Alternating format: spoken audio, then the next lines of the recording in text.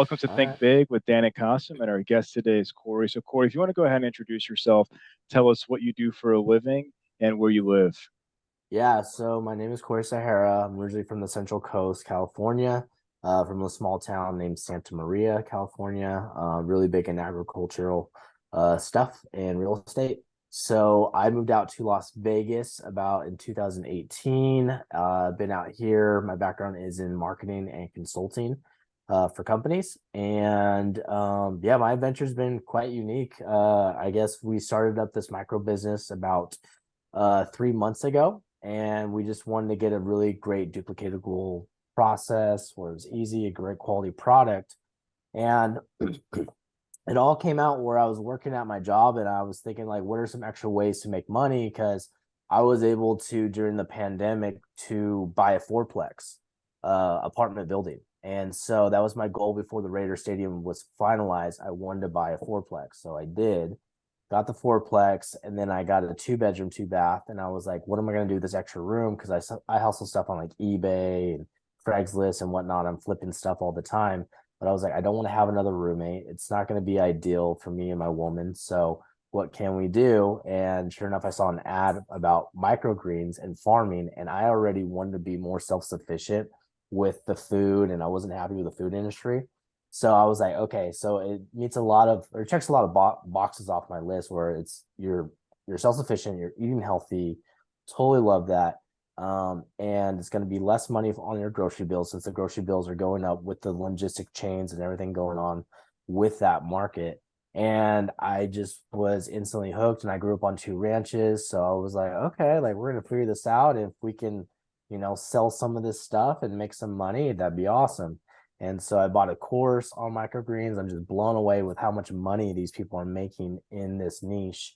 And I think Las Vegas is a great market to do it since we have, we're universal or worldwide hub.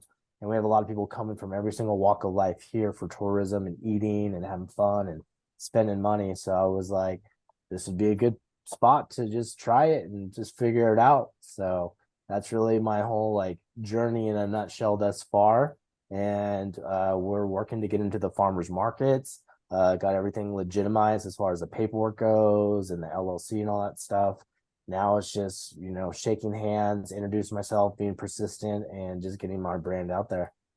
Awesome. So, can you tell us a little more about what exactly microgreens are and what the benefits are of microgreens? Yeah, absolutely. So microgreens are small, miniaturized, I guess a small youth age of a vegetable before it hits the maturity phase of it.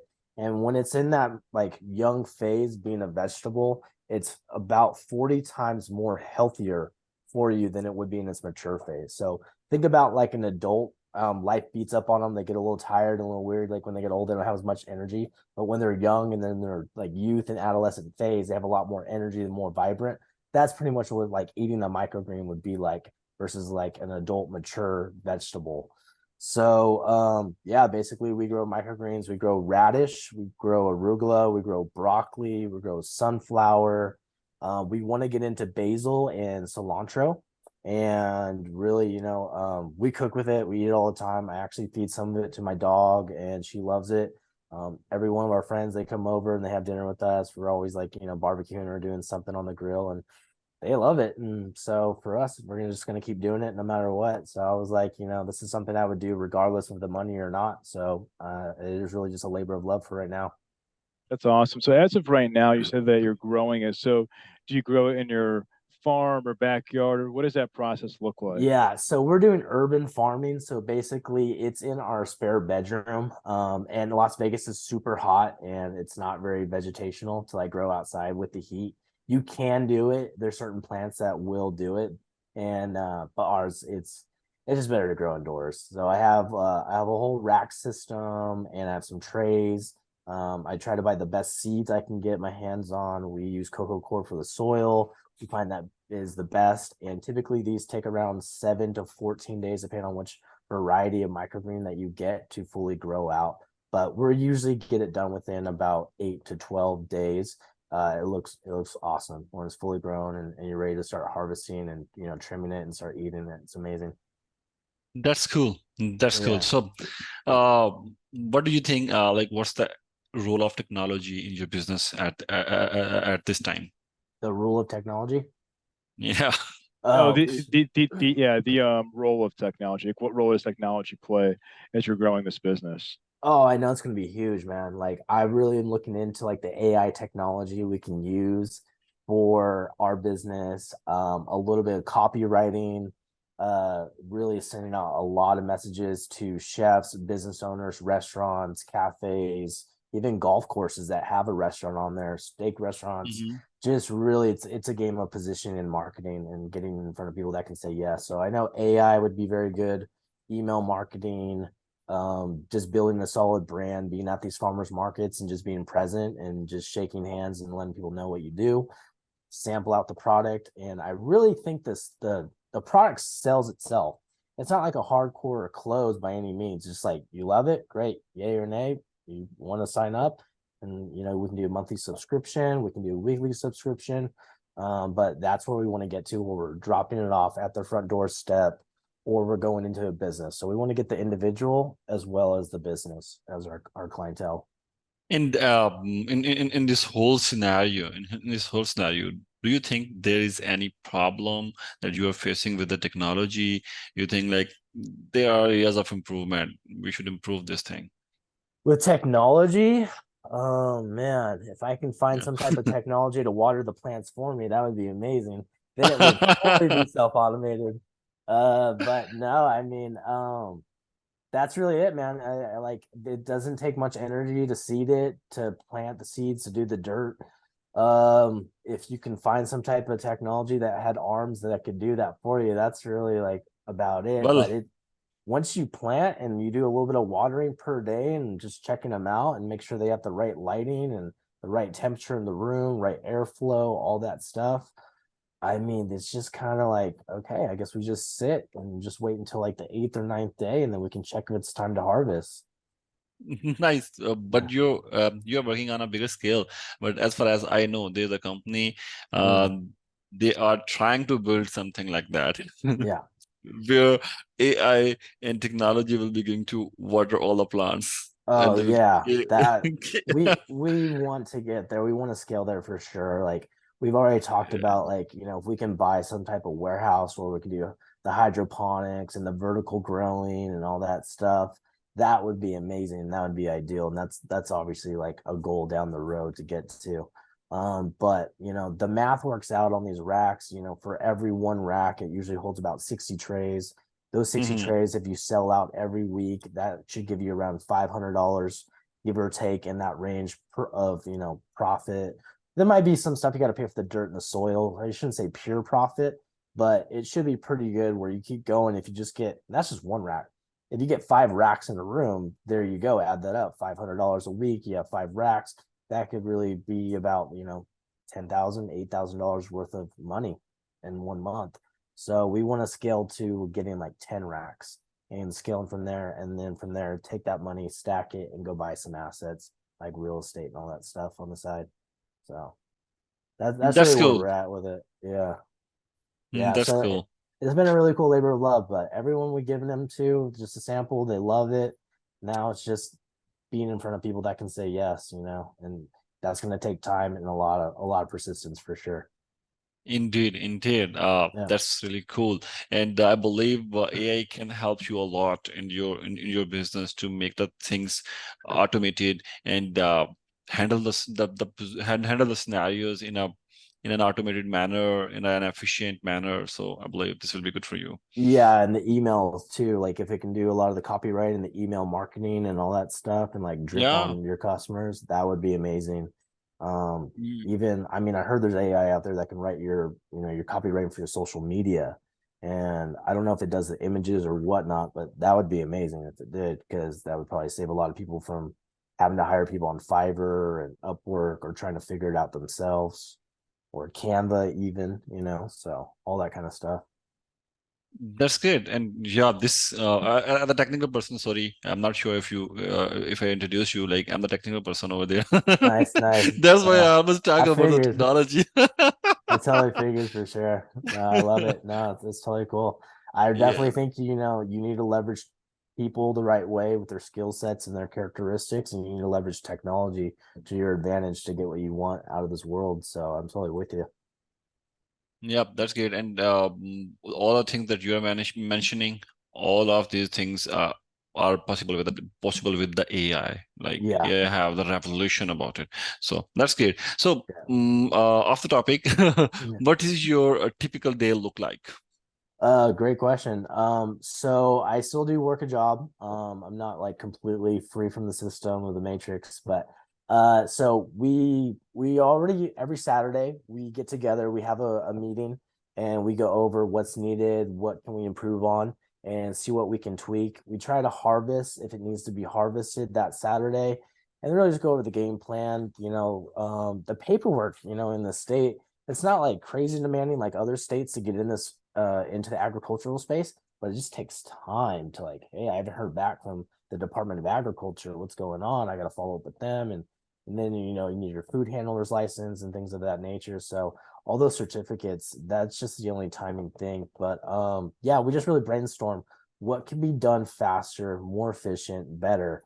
Like a good example for our cleanup, I like harvesting is great, but it is messy because getting dirt and some of the plants fall on the ground.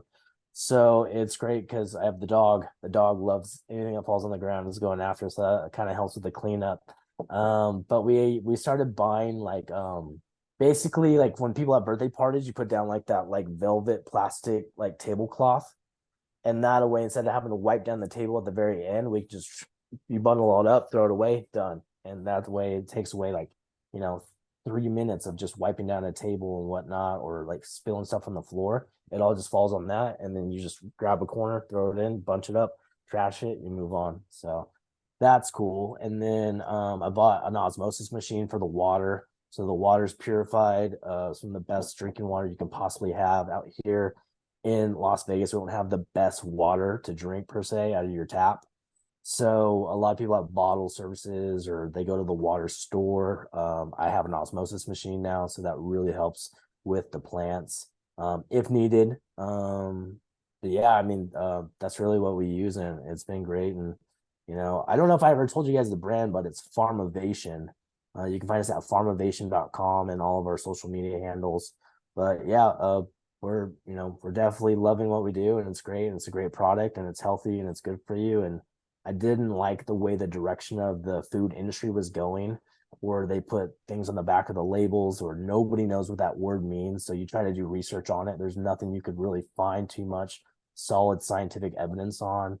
I wasn't happy with all the cancers and diseases causing to, and let's just be honest, it seems like the medical industry, they're not really looking out for your best interests, because if you're healthy, there's no reason for you to go in there and go see them. So it's like they want to sell you some type of pill. So I wasn't really down with that. So I wanted to have something that's what can I have with my steak? What can I have on my hamburger? What can I have with my chicken? What can I put on my rice?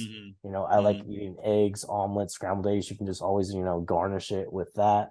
But it's great, and I really am happy doing it, and I love doing it. I would do it without the money. The money wasn't in the picture, so I'd still want to do this. So That's awesome.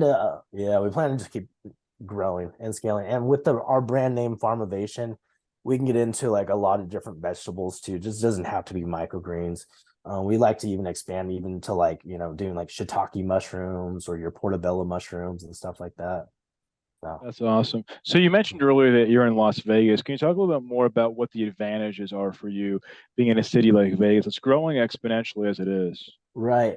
International hub. Everyone knows we're the entertainment capital of the world, or definitely of America for sure. It's a great place to be. It's fun. People are here to spend money. They're here to have great experiences, memorable experiences.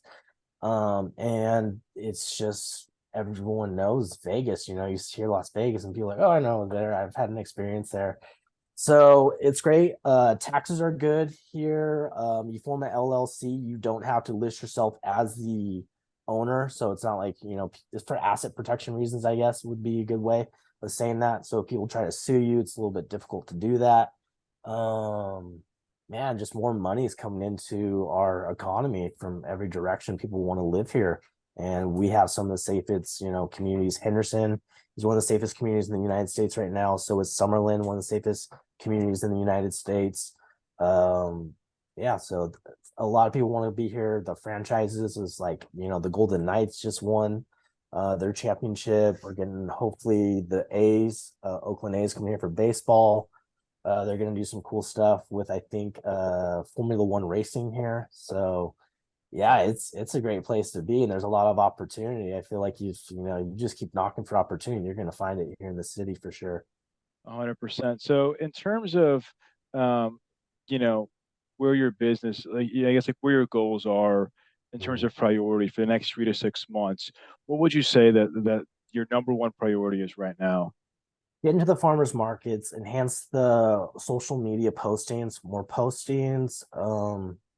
Just keep getting the word out there, man. Just keep messaging and get in front of chefs and restaurant owners and just let them know what you have to offer and give them a sample. And if they love it, I don't think it's a hardcore sell by any means. It's just like yes, no, or maybe. Let me know and let's talk it out if we can help you. And you're trying to save money during this time, which our economy is in a recession. Doesn't feel like it, but it is. So these restaurant owners, I'm sure, are looking for ways that they can make more on their bottom line and save money. So So in terms of reaching chefs, you said it's a pretty, many people are getting good responses to it. Like, how do you go about doing it? Do you email them? Do you cold call them? Do you go to the restaurants? Like, what has been your most effective way to reach people about your yeah, business? that's interesting because I'm from the Central Coast and I worked in the catering and the restaurant industry for so long. It's very easy because I was always bumping into them and shaking hands with them anyways and seeing them around. And we're very personable people. We just like to talk to everyone. Here in this market, I'm using LinkedIn, I'm using email, I'm using a system called what is it? Alignable. I think it's Alignable is the name of the system. So it's a networking platform as well. And the farmers markets. I was told you got to start too with the farmers markets. There's chefs that go there, restaurant owners that go there. People go there to spend money on this type of product anyways. So that's where you need to be. So that's our biggest priority is just get ready, get into the farmers markets. And since my business partner, he lives on the other side of town in Henderson, and I live near the Summerlin area. Me and my wife will be here on the Sutherland area. He'll be on the Henderson side. And then hopefully we'll pick up customers and then we can meet in the middle and then build a good route system where we're doing deliveries and then building up our business from there. Nice. So Yeah. as for now, what are the biggest challenges you think you have faced? Biggest challenge is just being known for what we do and, getting in front of people that, want to do this every single week or every 2 weeks, every 3 weeks, they want deliveries. So it's just really, I guess, obscurity is the biggest challenge. They just don't know you. So you gotta be persistent and you gotta be in there and just introducing yourself and, not be too salesy, but let them know like I'm here to do business. I'm here to make a deal work.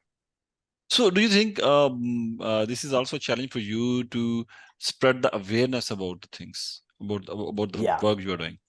Yeah, educational wise for sure. I think more and more people are catching on though to what's going on with the whole food supply in our industry. More and more people are waking up to hey, you know what they're putting into this, that's not what that means. And how can a bread be really good for you if it's being preserved for 3 to 4 weeks and it's still good?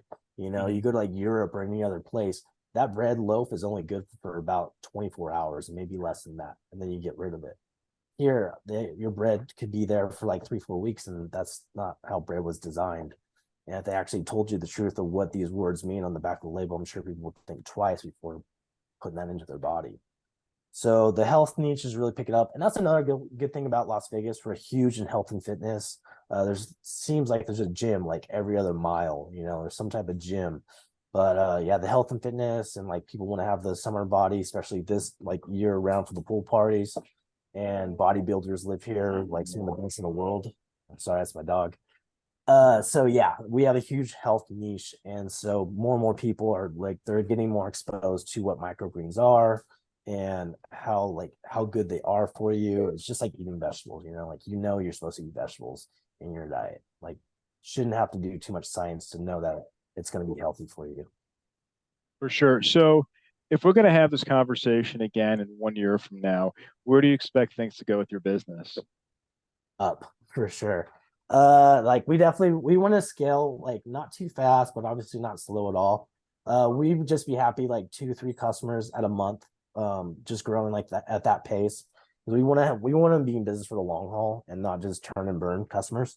So yeah, just 2 clients a month. I think that's totally easy goal to hit. If we hit even more and it scales, great. But yeah, in the next few months, we want to get our first like 10 subscribed customers on board, and we're just having building a solid reputation. And I really think like that's the way to do business, right? Is just build a solid credibility. So you're gonna do what you're gonna do, you just go out there and do it. So Sure. yeah, we just want to deliver on our word and not get in over our heads where we take on too many clients at one time. So what advice do you have for someone who is thinking about starting a business and hasn't made that jump yet? Well, go for it, man. Like if you're excited about it, like be excited about it and do it and just stop talking about it and start executing on it and like putting the plans and the pen to paper and writing it down, what needs to be done, what needs to be done. And like, I have 24 hours a day, what can I execute on to get one baby step closer? It doesn't have to be a giant jump, but just get one baby step closer, every single day. And sure enough, you look back in like 30 days, you're like, wow, I knocked that out. Great. That was great. Working on this. And so, yeah, I just say go for it. Work on your credit. You're probably going to need some capital. I spent roughly around, I'd say $3,000, give or take, for everything. That's the educational course online. That's the lights, the trays and the seeds, I think, are the most expensive thing thus far. The rack, you can find those on Craigslist, Facebook Marketplace. So I wouldn't stress about that. But I like it with the rollers, but you got to find like what works for you. And you don't need that much space. It's like you can work within a 6 by maybe 4 space. A side bedroom. People do this in their side bedrooms. They do in their basements. I've heard about some people do it in their attics. Some people do it like maybe a sunroom, like an additional room built like on their living room, like a sunroom. They do in there, a side office, a side room. Just it doesn't take that much energy, and I think more and more people want to start growing their own vegetables again too. So at least I'm noticing that a lot more people are thinking about getting into urban farming and micro farming, anyways. And my mom, I mean, she's been farming since I was a little kid. Our own like bell peppers, avocados, lemons, you name it. So I think a lot of people are on board with eating healthy again and getting back to how we should be eating anyways in our diet. For sure. Well, Cory, I want to say thank you so much for your time. We're rooting for you. Hopefully, in a year from now, we can chat again, and we're wishing you like the best of luck as you scale and grow your business. Oh, cool, man. Thanks so Yeah. much. Yeah, I'd love to be back on the show, and definitely the same thing for you guys as well. Thank you so much. Have a good All right. one. Thanks. You too. Take care. Thanks, Be Cory. good. All right, Bye bye. bye. All right, later.